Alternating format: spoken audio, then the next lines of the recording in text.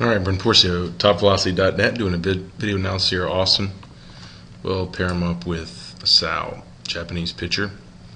He's a small righty, around 150 pounds, under 6 feet. I think he's 5'9" or so. Typical small pitcher. Does everything really well. He's also very quick.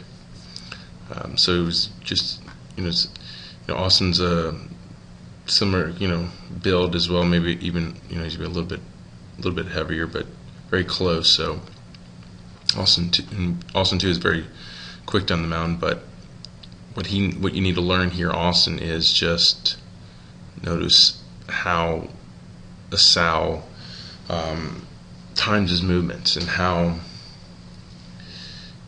he ultimately is a little bit more connected than you, meaning connected from lower to upper half in those movements. So we can really see him maxing out his power production through his lower half, converting that into hip rotation, as well as he could, and then we do not see the upper half committing until that's done. So that's one thing that you're still struggling with. You're struggling with this connection. You're struggling with allowing the lower half to do its job to the fullest and allow that to then dictate or initiate the movements of the upper half, and then those movements or the position of the upper half then efficiently convert that power, that speed, into the arm, into the ball. So let's just watch this, because you've been doing this for a while. So now you're just going to have to really start focusing on the details, getting good at the details, because that's ultimately where you're going to then make another jump velocity-wise. So let's take you into your leg lift here.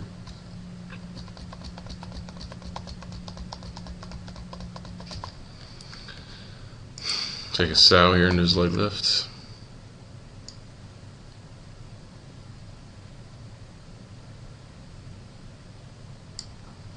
Okay, good. Both of y'all are inside your drive leg. I would just be careful with this flying elbows.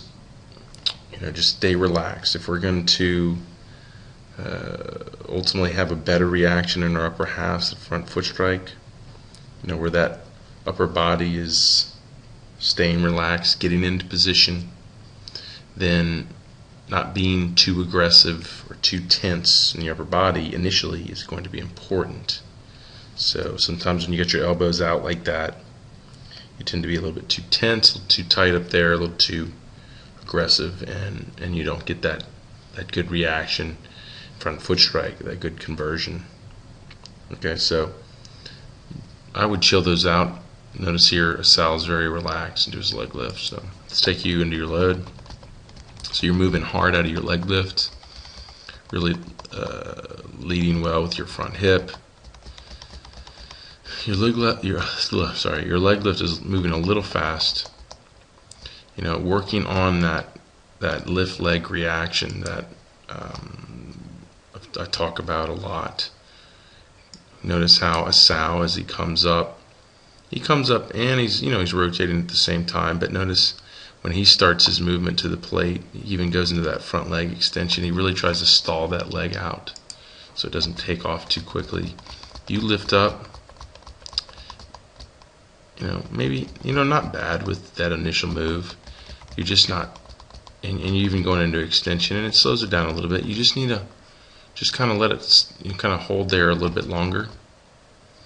And then ultimately when it breaks down here and that force vector starts to come down really hard, then you can start to let it get out. So if we take a Sal here, when his lift leg knee breaks his front hip, that's where I want to make sure you're in a good load position. So here's your lift leg knee breaking your front hip. So here y'all are in the same position. Just notice how he covered more distances. Now you were very aggressive coming out of your leg lift. Your weight was inside your drive leg. Y'all in very similar positions, but notice how at this point when the lift leg knee breaks the front hip, look at that, his linear force or his force vector, and look at your force vector. So he definitely covered more distance. He went farther.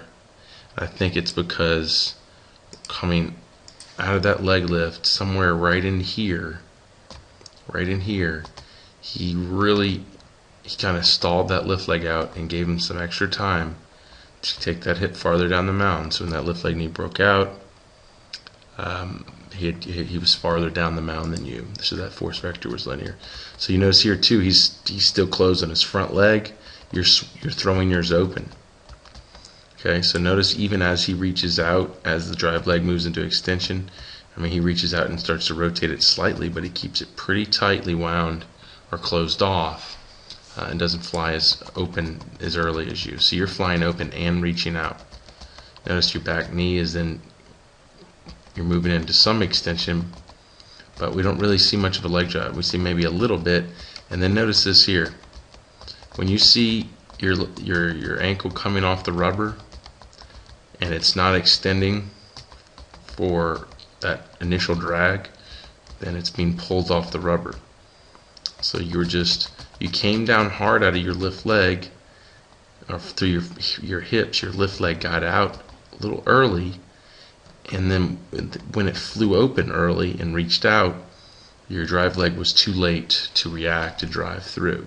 So then you pull the drive leg off, which we could see in the sliding as the drive leg is kind of sliding off the mound. So then when you go into front foot, we have some dead weight now. We don't have a driving force. So we have a little dead weight here.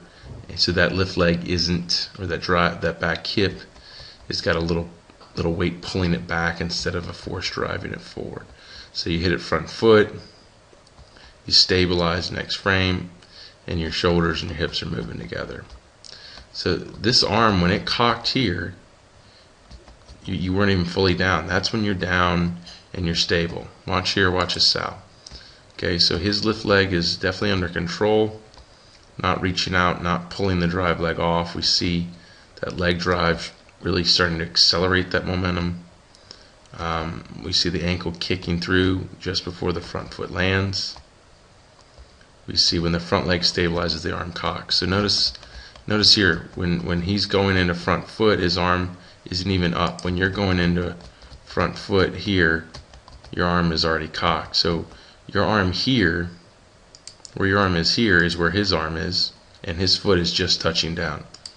So because you had to reach out and open up early and you pulled your drive leg off, you were disconnected. Your arm started going earlier than it should have, because your legs, your lower half, would have ultimately needed to be finished at that point. So a lot of coaches will say, well, you're overstriding, you need to put your foot down. Well, even if you would have put your foot down here, you still would have been stuck on the rubber. So it's really the lack of reaction and the poor timing of the drive leg to implement or to accelerate your speeds, that burst of speed, that 3x burst, in a as linear as we can get it. So once you kick the ankle through, that front foot is in stabilizing down, just like a sow here. And at that point, that's when your arm cocks as your hips open. So that's the timing there that's critical. We need to make sure the drive leg stays loaded, like I said, and linear, so we can then power it through, triple extend it through, and then adjust in the front foot. That's not putting the front leg down earlier. That's just not letting the lift leg carry all the momentum, keeping the drive leg loaded, and then that accelerating the body at the end, and then the stride will kill, or the drive leg will come down naturally in a full stride, and the timing should be better for the upper half to sync up, and will create more of that connection. So you can see here Sal gets those hips open, shoulders close. When your hips open, your shoulders are open. So you really have no hip shoulder separation. So it's just learning how to load this leg better, making sure that you slow that lift leg down a little bit so your hips can continue farther, your force vector can get more linear. You also don't have so much momentum in your front side, which is pulling your drive leg off, and you can be more explosive and drive your more force through the ground through that drive leg, and that should create earlier hip rotation, faster hip rotation, more hip to shoulder separation. So we know this from here. Your arm, when your shoulders rotate, you get good external rotation. You just don't get much forward trunk tilt because of the late hip to shoulder, or the poor hip to shoulder separation. Sow even gets that good front leg extension. You get a little late internal rotation, he gets some early internal rotation and stays extended on the front leg. So it's just really trying to master that initial move and the timing of those movements. So you don't not to reiterate it for the third time, but so you don't let the lift leg take control. Basically, you want the drive leg to be in control. The body's riding the drive leg through the whole stride. It initiates the hip rotation, or it doesn't say initiate, it powers hip rotation just before front foot strike. Ultimately the upper half is in position when that happens, not ahead of it, not too far behind of it. Ultimately that would probably would be better to be too far behind than too far ahead, but you know what I mean. So just working to perfect that, and we can do that with all the drills in the 3X Pitch Velocity program. You can also work on, or level 3 really conquers or helps, has a whole set of new drills that really helps with these issues to really refine them and get good at them. But I think all in all, this should give you an idea what needs to happen. So let me know if you have any questions. Apologize it's taking so long. Holidays, the new year, everything just kind of got me behind. But I hope this helps. Austin, talk to you soon.